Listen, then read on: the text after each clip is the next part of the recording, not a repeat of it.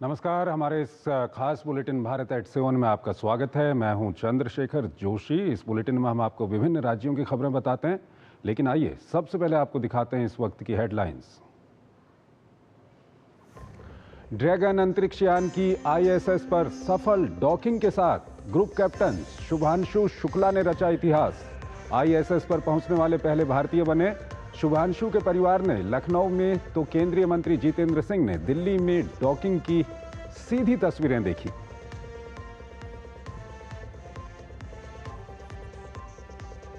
आतंकवाद के खिलाफ एससीओ बैठक में रक्षा मंत्री राजनाथ सिंह का कड़ा रुख। संयुक्त बयान के मसौदे पर पहलगाम हमले का जिक्र न होने पर हस्ताक्षर करने से किया इनकार। विदेश मंत्रालय ने कहा, आतंकवाद पर नहीं बनी एक राय। आतंकवाद को लेकर भारत की अपनी चिंताएं।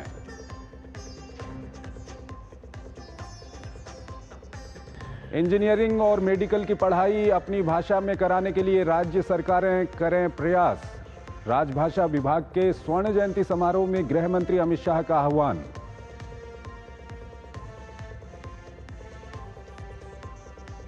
दिल्ली की आप सरकार में मंत्री रहे सत्येंद्र जैन और सौरभ भारद्वाज की बढ़ी मुश्किलें। भ्रष्टाचार निरोधक शाखा ने दर्ज किया मुकदमा। दिल्ली के अस्पतालों की परियोजनाओं में देरी और लागत में बढ़ोतरी के मामले में कार्रवाई।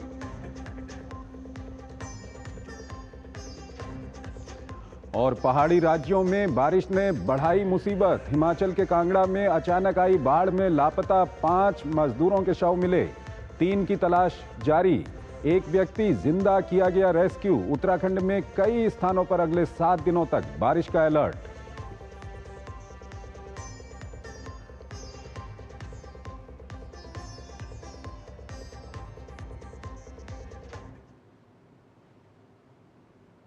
और आइए शुरुआत करते हैं और सबसे पहले आपको लिए चलते हैं बिहार की ओर। किस तरह से यहां पर वोटरों का सत्यापन होगा।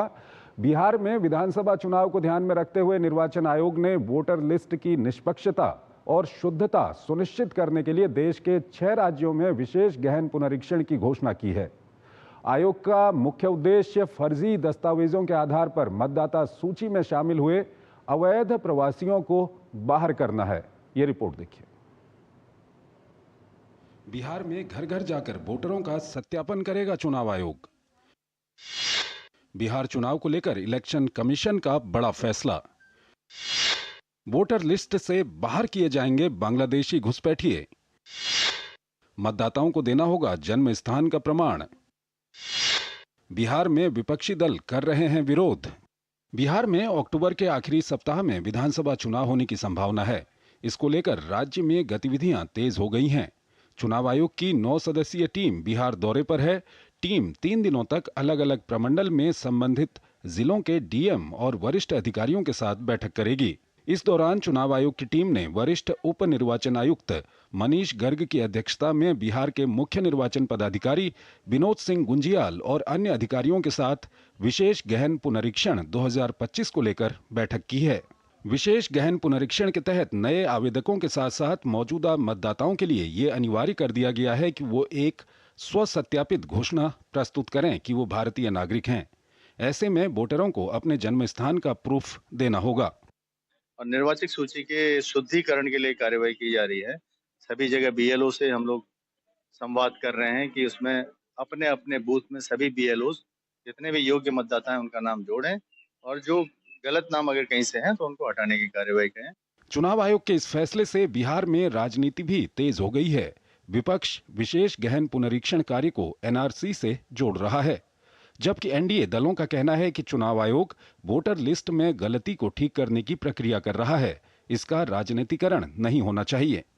ऐसे लोग जो फर्जी मतदाता हैं, जो रोहिंग्या मुस्लिम हैं या फिर बांग्लादेशी वोटर हैं, उनको वोट से बाहर करना और चुनाव को निष्पक्ष कराना, यह वास्तव में चुनाव आयोग का पहल का मैं स्वागत करता हूं। देश का कोई भी नागरिक कहीं पैदा हो वो वोटर कहीं का हो सकता है, इसे कौन नकार सकता है। लेकिन जिस तरह से विपक्ष इस बात को लेकर के एक भ्रम फैला रहा है ना, वो निराधार और विशुद्ध रूप से राजनीति से प्रेरित है। इलेक्शन कमीशन का यह जो प्रयास है वो संविधान और कानून के प्रावधानों के अनुरूप है और यह प्रयास सिर्फ इस बात को लेकर के कि जो अवैध वोटर हैं, जो अपात्र वोटर हैं, उनको मतदाता सूची से बाहर निकाला, लेकिन विपक्ष उसको एनआरसी से जोड़ करके एक गलत नैरेटिव प्रोपेगेंडा फैला रहा है। वोटर लिस्ट के रिवीजन में इस बात की जांच होनी चाहिए कि कोई फर्जी वोटर है तो उसे हटाना चाहिए, जिनका वोटर लिस्ट में नाम नहीं है उनको जोड़ना चाहिए। लेकिन चुनाव आयोग पर कोई सवाल खड़े हो रहे हैं तो उसका चुनाव आयोग को ख्याल रखना चाहिए, अपने साख को बचाना चाहिए। चुनाव आयोग की तरफ से मतदाता सूची को अंतिम रूप देने का काम भी शुरू हो गया है। सूची में नाम जोड़ने और हटाने के लिए राजनीतिक दलों के साथ बैठक में चर्चा भी हुई है। किसी भी लोकतंत्र में अवैध वोटिंग करके कोई अगर लोग बैठे हैं या जो इस देश के या राज्य के नागरिक नहीं हैं, कई ऐसे लोग हैं जो दो जगह अपना नाम रखे हुए हैं, तो दोनों ही केस में दोनों ही तरह के विषय पर निश्चित रूप से इलेक्शन कमीशन को ध्यान देना चाहिए और इलेक्शन कमीशन ने उस पर ध्यान देते हुए आगे की कार्रवाई तय की है। इस पूरे कदम का निश्चित रूप से हम सभी स्वागत करते हैं। 1 सितंबर को अंतिम रूप से मतदाता सूची का प्रकाशन कर दिया जाएगा। इससे पहले बिहार निर्वाचन आयोग ने सभी राजनीतिक दलों के साथ बैठक कर कई मुद्दों पर चर्चा की थी। चुनाव आयोग की तरफ से बिहार के 8 राजनीतिक दलों को चुनाव चिन्ह भी आवंटित कर दिया गया है। चुनाव आयोग के द्वारा 11 दस्तावेजों की लिस्ट जारी की गई है, जिसके माध्यम से आप ये प्रूव कर सकते हैं कि आप भारतीय हैं। इसके अलावा समझा जा रहा है कि SIR करने से ऐसे लोगों की पहचान की जाएगी जो अवैध रूप से अलग अलग जगहों पर वोटर लिस्ट में अपना नाम इनरोल करके रखे हुए हैं। DD न्यूज़ के लिए पटना से मधुरेश नारायण। और आइए अब आपको लिए चलते हैं हिमाचल की ओर। किस तरह से बारिश यहां पर तबाही मचा रही है। हिमाचल प्रदेश में मॉनसून की दस्तक के साथ ही तबाही की तस्वीरें आना एक बार फिर शुरू हो गई हैं। प्रदेश के कई जिलों में भारी बारिश के बाद आई बाढ़ से कई लोग लापता हो गए हैं और कई घरों व दुकानों को नुकसान पहुंचा है। इसके अलावा कई सड़क मार्ग भी मॉनसूनी बारिश से क्षतिग्रस्त हुए हैं। देखिए हिमाचल प्रदेश के मौजूदा हालात पर यह खास रिपोर्ट। मानसूनी बारिश की वजह से हिमाचल प्रदेश में तबाही का मंजर एक बार फिर से शुरू हो गया है। कांगड़ा और धर्मशाला के इलाकों में खास तौर से भारी नुकसान की खबरें सामने आ रही हैं। 10 से ज़्यादा लोग अब तक लापता हो गए थे, जिसमें से 5 लोगों के शव बरामद कर लिए गए हैं। इसके अलावा रेस्क्यू ऑपरेशन लगातार जारी है और ख़ास तौर से प्रदेश के इन 2 ज़िलों में हालात ज़्यादा ख़राब होते नज़र आ रहे हैं।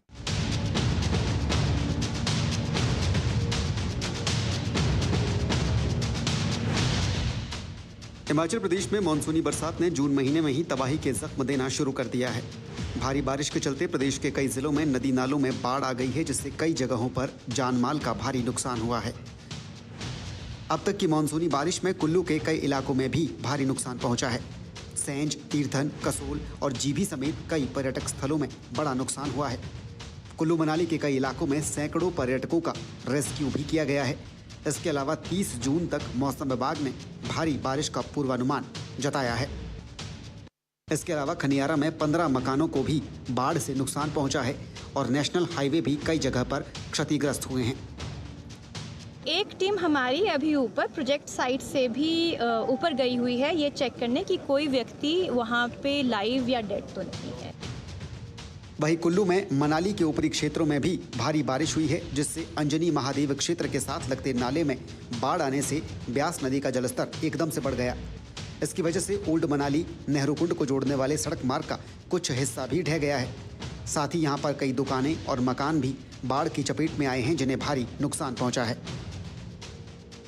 मनाली में ऊपरी एरियाज में बारिश होने की वजह से सडनली वाटर लेवल तक बढ़ गया था। उसमें 4 शॉप्स पूरी तरह से क्षतिग्रस्त हो गई है और साथ ही साथ हमारी रोड की डैमेजेस है वहाँ के आसपास अगर आप देखेंगे, और नीचे बिंदु ढाक पे NH डैमेज है, लेकिन उसका रेस्टोरेशन वर्क ऑलरेडी स्टार्ट हो गया है।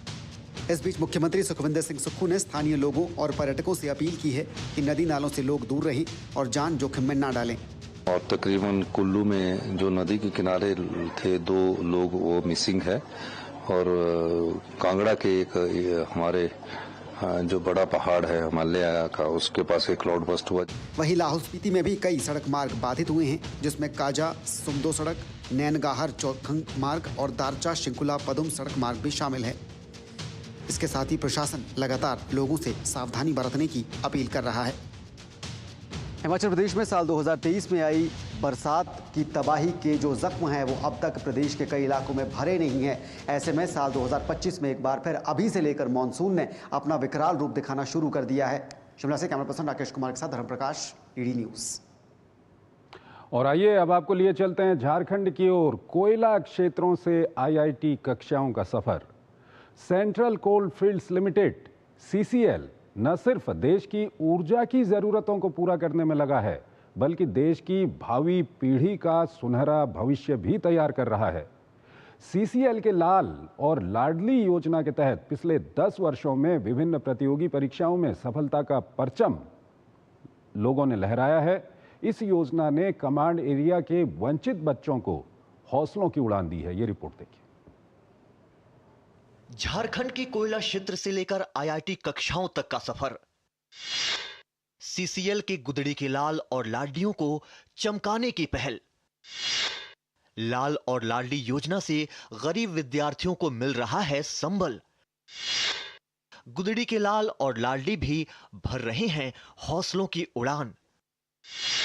सीसीएल का सुपर 40 वंचितों की तराश रहा है प्रतिभा। पिछले 10 वर्षों में सैकड़ों बच्चों को मिला मंच, लहराया परचम। देश को रोशन करने वाली सीसीएल अब गुदड़ी के लाल और लाडलियों को तराश कर हीरा बना रही है, जो चमक बिखेरने को तैयार है। सेंट्रल कोल फील्ड्स लिमिटेड सीसीएल झारखंड के अपने कमांड क्षेत्रों में सिर्फ कोयला ही नहीं निकाल रहा, बल्कि अपने लाल और लाडली योजना के तहत यहाँ के बच्चों की प्रतिभा तराश कर उन्हें हीरा भी बना रहा है। पिछले 10 वर्षों से इस योजना के तहत सीसीएल ने सैकड़ों बच्चों को हौसले की उड़ान दी है, जिसमें मुतुल बघेल भी शामिल है।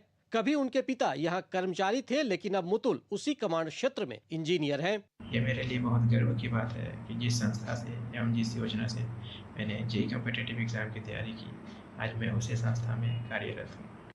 इस योजना के तहत सीसीएल कमांड एरिया के 25 किलोमीटर के दायरे में आने वाले वैसे बच्चों का चयन करता है जो आर्थिक रूप से कमजोर हैं। पहले 20 बच्चों से शुरू हुआ यह मिशन अब 40 बच्चों तक पहुंच गया है और इसमें लड़कियों को भी लाडली योजना के तहत शामिल किया गया है। सीसीएल अधिकारियों ने बताया कि इन बच्चों को 11वीं और 12वीं की पढ़ाई के साथ ही आईआईटी की मुफ्त तैयारी कराई जा रही है। 296 अभी तक टोटल जो बच्चे यहाँ से इस स्कीम से लाभान्वित हुए हैं, उसमें करीब 175 से ज़्यादा बच्चे different premier institute, engineering institute, उनका एडमिशन हो चुका है। और कोई सपोज करिए फार्मर का बच्चा है या लेबर का बच्चा है, वो फीस अफोर्ड नहीं कर पाता है, तो ये जो गैप है उसको ये फिल करने के लिए हम लोगों ने स्कीम स्टार्ट किया है। खास बात यह है कि इन बच्चों को पढ़ाने और बढ़ाने में सीसीएल में कार्यरत इंजीनियर भी रुचि ले रहे हैं, जो खुद भी आईआईटीएन है। वर्ष 2013 में सीसीएल में योगदान देने वाले आईआईटीएन अखिलेश उपाध्याय इन गुदड़ी के लाल और लाडली को सफलता के गणित सिखा रहे हैं। उसमें कभी भी हमें ऐसा नहीं लगा कि हम अपनी तरफ से कुछ एक्स्ट्रा एफर्ट कर रहे हैं, क्योंकि ये संस्था शुरू से ही दिल के बहुत करीब है। सीसीएल का प्रयास रंग लाता दिख रहा है और अब ये बच्चे हीरो की तरह चमक बिखेरने को लालायित हैं।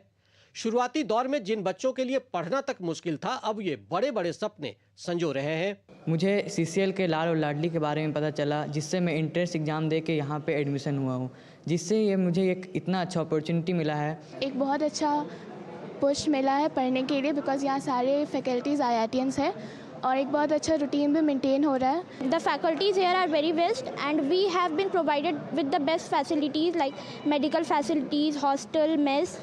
कमजोर और सुविधाविहीन बच्चों को तराशने में संस्थान का उच्च प्रबंधन भी गहरी रुचि लेता है। सीसीएल के सीएमडी नीलेंदु कुमार सिंह ने कहा कि लाल और लाडली योजना से कमांड क्षेत्र में एक नया बदलाव आया है कि उस तबके से उठ के हमारे सारे बच्चों ने अपने मेहनत से बहुत अच्छे मुकाम हासिल किए हैं, जिसमें आईआईटी, ट्रिपल आईआईटी, एनआईटीज़ में वो लोग गए हैं और वहाँ से बहुत बड़े कंपनियों में, जो मल्टीनेशनल कंपनी है, उसमें उन्होंने नौकरी पाई है। सीसीएल की लाड और लाडली योजना न केवल गुदरी के लाड लाडलियों और उनके परिजनों के चेहरे पर मुस्कान बिखेर रहा है, बल्कि उनकी आने वाली पीढ़ियों के स्वर्णिम भविष्य का आधार भी बन रहा है। पिछले 11 वर्षों में वंचित वर्गों के उत्थान और कल्याण के लिए केंद्र सरकार की कोशिशें अब रंग ला रही है। सीसीएल के लाल और लाडली योजना इस भागीरथ अभियान का हिस्सा है, जो संसाधनों का अभाव झेल रही मेधा को हौसले की उड़ान दे रही है। इस योजना ने उन मेधाओं को काबिल बनाया है और पंख दिए हैं जिसके बूते वो राष्ट्र निर्माण में योगदान दे रहे हैं। रांची से सौरभ के साथ मैं दिवाकर कुमार। अभी हम आपको दूसरे राज्यों की खबरों की ओर लिए चलेंगे, लेकिन पहले एक छोटा सा ब्रेक। दादी के हाथों का जादू और खुशबू से महकता घर। MDH गरम मसाला, असली मसालों से भरा हूं मैं, क्योंकि हर रिश्ता है स्वाद से जुड़ा। जो लक्ष्य चुना था समझ आने लगा है। GLA यूनिवर्सिटी, उच्च लक्ष्य की निश्चित प्राप्ति। जब धरती चीर कर निकलता है लोहे का पत्थर और मिलता है मोंगिया के जोश से, फिर तपता है, पिघलता है और बनता है फौलाद।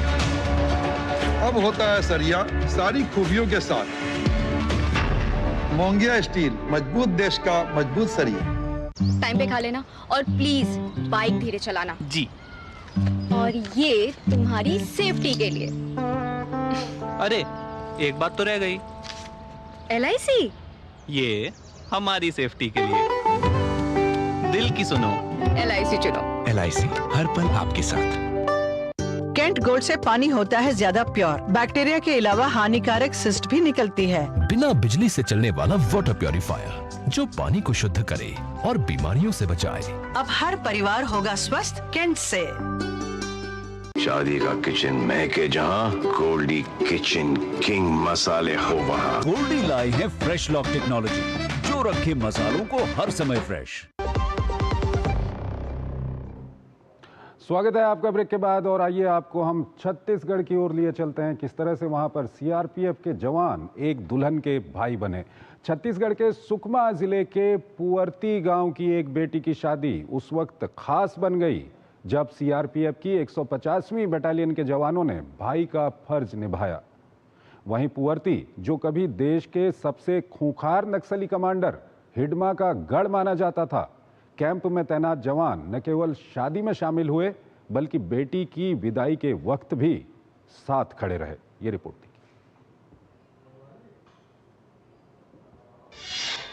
बदलते बस्तर की खूबसूरत तस्वीर आई सामने।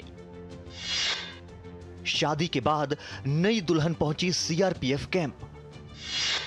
खूंखार नक्सली के गांव में CRPF के जवान बने दुल्हन के भाई। नेक दिया, फिर बेटी और ग्रामीणों के साथ थिरकाए कदम। जवानों ने भावनात्मक रूप से जुड़ते हुए निभाया भाई का फर्ज। विवाह समारोह बना नक्सल प्रभावित क्षेत्र में विश्वास और भाईचारे की बहाली का प्रतीक। ये तस्वीर बहुत ही खास है और दिल को छू लेने वाली भी। ये कहानी है छत्तीसगढ़ के सुकमा जिले के पुअर्ती गांव की। वही पुअर्ती जो कभी देश के सबसे खूंखार नक्सली कमांडर हिडमा का गढ़ माना जाता था।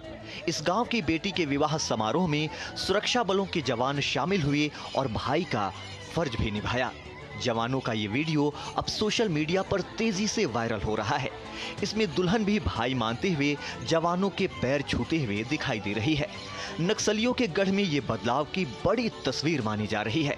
गौरतलब है कि छत्तीसगढ़ के सुकमा जिले के पुअर्ती गांव में एक बेटी की शादी थी। सुरक्षा में तैनात CRPF के 150वीं बटालियन के जवानों ने बेटी की विदाई धूमधाम से की।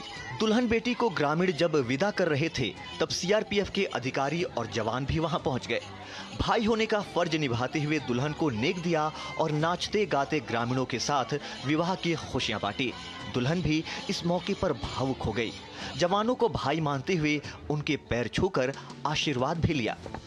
गौरतलब है कि 1 साल पहले तक यहाँ के लोग सुरक्षा बलों के जवानों को देखकर छिप जाया करते थे, उनसे खौफ खाते थे। इस गांव में नक्सलियों की हुकूमत चलती थी। ऐसा कहा जाता है कि इस इलाके में जब कभी सर्चिंग या ऑपरेशन के लिए सुरक्षा बल के जवान आते थे तो ग्रामीण उन्हें देखकर भाग जाया करते थे या फिर छिप जाते थे। लेकिन अब वही ग्रामीण अपनी बेटियों को सुरक्षा बल के जवानों से आशीर्वाद दिला रहे हैं। ये सिर्फ एक शादी नहीं थी, ये तस्वीर थी उस बदलाव की जो अब इस पूरे क्षेत्र में महसूस हो रहा है। जहां कभी डर और सन्नाटा होता था, वहां अब रिश्ते हैं, विश्वास है और विकास की रोशनी है। क्षेत्र में बीते कुछ समय में केंद्र व राज्य सरकारें शांति, बहाली व विकास के लिए लगातार काम कर रही है। ऐसे में ये बदलाव की सबसे खूबसूरत तस्वीर मानी जा रही है। बस्तर के जिस गांव का नाम कभी देश के सबसे खतरनाक नक्सली कमांडर से जुड़ा था, उसी पूर्ववर्ती गांव में अब शांति की बारात निकल रही है। यहाँ एक बेटी की शादी में वर्दी वाले भाई भी शरीक हुए, नेक दिया, आशीर्वाद दिया और रिश्तों की मिसाल से आतंक के साए के पीछे छोड़ आए। यह सिर्फ एक शादी नहीं, बदलाव की सबसे खूबसूरत तस्वीर देखने को मिली है। Somesh Patel, DD news, Bastar. खबरें अभी और भी हैं, पहले एक छोटा सा ब्रेक लेते हैं।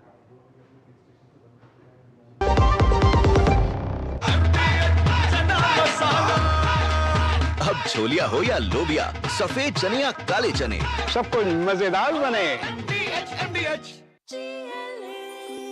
जो लक्ष्य चुना था समझ आने लगा है। जीएलए यूनिवर्सिटी, उच्च लक्ष्य की निश्चित प्राप्ति।